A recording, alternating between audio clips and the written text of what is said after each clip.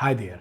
If your inbox is flooded with newsletters, system emails, and offers, and you just wish Outlook can clean up it automatically. So this tool is a game changer. So in the next few minutes, I will show you how sweep feature in new Outlook help you to clean those emails automatically and make sure it's stay clean moving forward. So let's jump on it.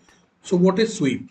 Sweep helps you manage emails from a specific sender by offering options like keep only the latest email from the sender, delete older messages, automatically delete future emails, and move emails to a specific folder. So let's find out how to use Sweep in New Outlook. First, select your folder. Now you need to select an email from a specific sender you want to manage. So I select this one. This message I have sent to myself. Now after selecting the message, you need to click on the Home tab, and under Move section, you will see an option which is Sweep. Once you click on it, you will have a small dialog box consist of few details. So first, for messages from my name. So this sweep feature only work for specific email. Once you select an email, the sweep functionality will work only on that email. So now the options are move all messages from the inbox folder and any future messages. Always keep the latest message and move the rest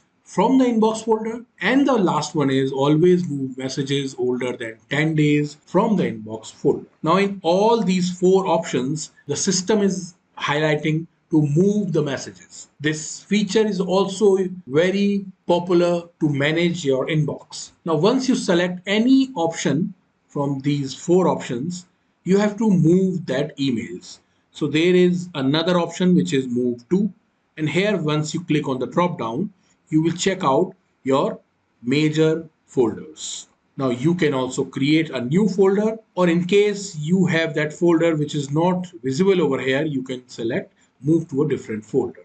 Now you will check out all your folders over here. Now once you select your folder, simply click OK.